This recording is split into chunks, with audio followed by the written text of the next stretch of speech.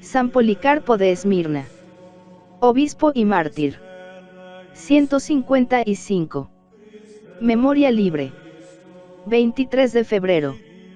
Bajo el imperio de Antonino, dice Sulpicio Severo, las iglesias gozaron de paz.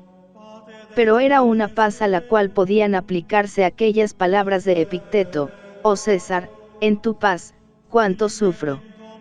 Paz insegura y borrascosa.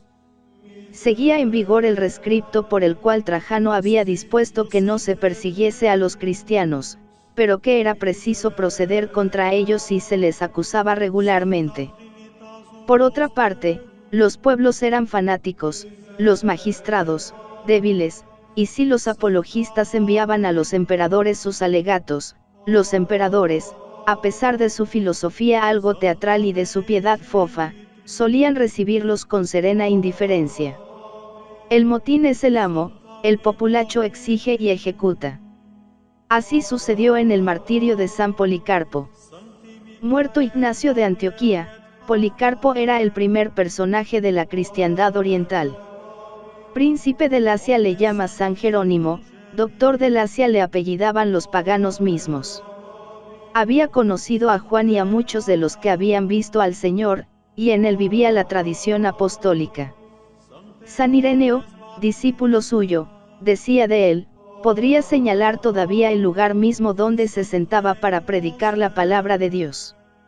Aún le veo entrar y salir, su paso, su mirada, su exterior, su género de vida, los discursos que dirigía al pueblo, todo está grabado en mi corazón. Paréceme que le estoy viendo. Contamos cómo había conocido a San Juan, y reproducirnos las palabras, los milagros, la doctrina de los que habían visto al Verbo de vida. La reputación de Policarpo había llegado hasta Roma. Cuando en 154 se presentó él mismo en la ciudad eterna, el Papa Aniceto le cedió el honor de pronunciar en la asamblea de los fieles las palabras de la consagración eucarística. En esta ocasión fue cuando se encontró con Marción, el jefe de los gnósticos. ¿Me conoces?, preguntó el heresiarca. Sí, contestó el obispo, sé que eres el primogénito del diablo.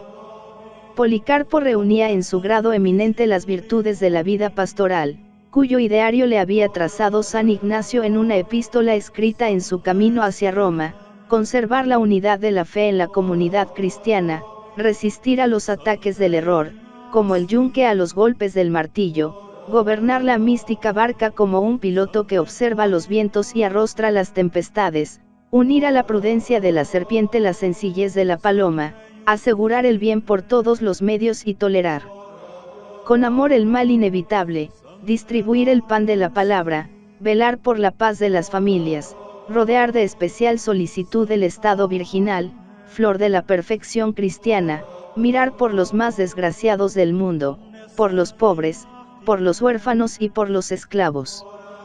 Tal es el bello programa que el mártir de Roma trazaba al de Esmirna, y que éste realizó animosamente durante más de 50 años.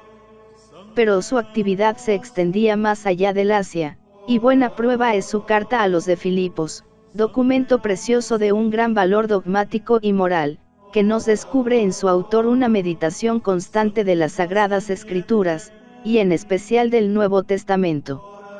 Las epístolas de San Pedro, de San Pablo, de San Juan, los Actos de los Apóstoles, los Evangelios de San Lucas y San Mateo, dejaron en él huellas profundas. De él son estas palabras dirigidas contra los que se escandalizaban de la ignominia de la cruz: cualquiera que no confiese que Jesús ha venido en la carne, es un anticristo. Tal era el hombre cuya muerte pidió a gritos la población de Esmirna entre los febriles alborozos de una fiesta. 11 cristianos habían muerto ya despedazados por las fieras. Su heroísmo, su grandeza de alma ante la muerte, había exacerbado a la multitud. En el inmenso óvalo del estadio, bajo el sol abrasador, miles de voces empezaron a gritar: basta ya de ateos, que traigan a Policarpo. El obispo permaneció sereno. quien desde su juventud vivía en la esperanza del martirio, no iba a turbarse cuando se le acercaba la corona. Cediendo, sin embargo, a los consejos de la prudencia, se retiró a una granja de los alrededores de la ciudad, y allí estuvo varios días, rezando constantemente, según su costumbre, por la Iglesia Universal. Pero un esclavo que había dejado en casa prometió, en medio del tormento, indicar el lugar de su refugio. Anochecía cuando la policía llegaba a la puerta. Pudo escapar, pero se contentó con decir, hágase la voluntad de Dios. Bajó de la cámara alta, donde estaba cenando, y trabó conversación con los soldados. Su vejez les infundió respeto, su sangre fría les subyugó. No sabemos, se decían unos a otros, por qué tienen tanto empeño por prender a este anciano tan divino. Después de darles de comer y de beber, rogóles que le dejasen todavía algún tiempo para rezar. Durante 2 horas rezó en voz alta, con gran admiración de los que le oían, recomendando al Señor todas las personas que había conocido en su larga vida, pequeños y grandes, ilustres y humildes, y en especial la Iglesia Católica, esparcida por el mundo. Terminada la oración, los soldados le subieron a un jumento y le condujeron a la ciudad. En el camino encontraron un coche, que se detuvo delante del prisionero. Dentro venía el irenarca Herodes, una de las primeras dignidades de la curia, especie de prefecto de policía. Herodes hizo que le trajesen al obispo, y trató de inducirle a la abjuración. «¿Qué mal», decía, «puede haber en decir, Señor César, y en sacrificar?» Al principio, Policarpo callaba, pero deseando librarse de las importunaciones, dijo al fin: «No haré lo que me aconsejas». Irritado de la negativa, el irenarca hirió al obispo y éste cayó en tierra, rompiéndose una pierna. Levantóse, sin perder su buen humor, y caminó a pie en medio de los soldados. Aquella misma tarde, Policarpo era empujado al estadio. Su presencia fue recibida por una tempestad de gritos, insultos y blasfemias, entre las cuales se oyó una voz más poderosa que decía: «Valor, oh Policarpo, lucha denodadamente.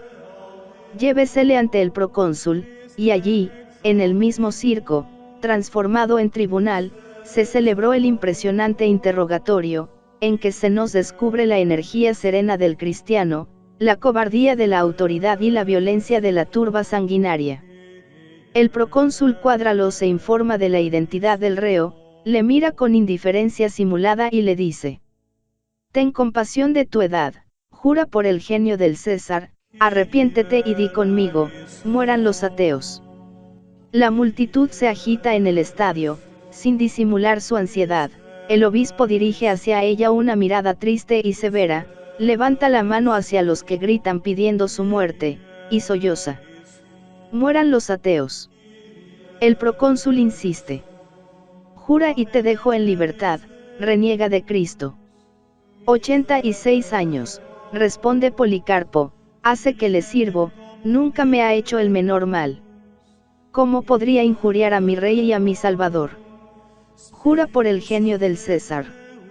Puesto que te empeñas en hacerme jurar por el genio del César, como dicen, y finges ignorar quién soy, escucha, soy cristiano. Si quieres saber lo que esto significa, dame un día de tregua y ten la bondad de oírme. Convence al pueblo. Yo te he considerado digno de exponerte mis razones. Tenemos obligación de honrar a los poderes establecidos por Dios. En cuanto a estos, es inútil parlamentar con ellos. La canalla de las grandes ciudades era para los mártires el mayor enemigo. Ellos la tratan con desdén, afectan no oír sus ladridos, se desdeñan de discutir con ella, y argumentan exclusivamente con la autoridad. Aceptan al pueblo como discípulo, no como juez, y al obrar de esta suerte estaban de acuerdo con los rescriptos imperiales, que solo permitían contra los cristianos las acusaciones en forma. Sin darse cuenta de la intención del obispo, el procónsul reanudó el diálogo, diciendo: «Tengo bestias feroces, si no te dejas convencer, voy a arrojarlas contra ti. Haz lo que quieras, no tenemos costumbre de mirar atrás, ni de ir de lo mejor a lo peor. Es una cosa buena pasar de los males de esta vida a la justicia perenne. Puesto que desprecias las fieras, te voy a hacer quemar vivo. Me amenazas con un fuego que quema 1 hora, y luego se apaga. Ignoras el fuego que no se acaba. Ya tardas. Quadrato quería no tener que usar de medidas violentas, pero tuvo que declararse vencido. Por orden suya, un pregonero avanzó hasta el centro del estadio y gritó 3 veces, Policarpo se ha declarado cristiano. La indignación de los espectadores estalló en denuestos estrepitosos, muchos de los que vociferaban eran judíos. Es el doctor del Asia, decían, es el padre de los cristianos, el destructor de nuestros dioses. Entretanto, el procónsul había desaparecido, quedaba allí el asiarca, organizador de los juegos. Los energúmenos le decían con gritos desaforados, Filipo, Filipo, un león para él. Él se defendía con gestos de angustia, no es posible, los juegos de animales han terminado. El pueblo no insistió, pero un nuevo grito se levantó de los asientos circulares, la hoguera, la hoguera. Policarpo presenciaba la escena sin inmutarse. Vio que muchos dejaban las gradas y se dispersaban por los baños, los almacenes y las tiendas cercanas, buscando ramas y astillas. Unos minutos más tarde todo estaba preparado. Dispuesto a morir, Policarpo desató su ceñidor, se quitó la túnica y descalzóse con ayuda de algunos cristianos. Ya antes de su martirio era honrado por su santidad.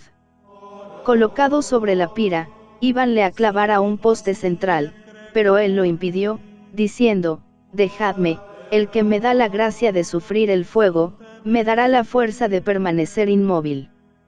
De pie junto al madero, parecía una víctima ofrecida a Dios en holocausto. Mientras las lenguas de fuego empezaban a morder el aire, él rezaba en alta voz. Vióse luego la llama ondulante hincharse como vela de navío agitada por el viento y envolver en sus pliegues el cuerpo del mártir, que brillaba a través de la roja y transparente vestidura como un pan en el horno o como un precioso metal en el crisol. Un olor aromático inundó la inmensa arena. No obstante, el mártir seguía orando y respirando. Fue preciso que el verdugo le rematase con una puñalada en el corazón. La sangre brotó en abundancia, y al mismo tiempo, los cristianos vieron que una paloma cruzaba los aires, reconociendo en ella, como los artistas de las catacumbas, el símbolo del alma pura que subía al cielo.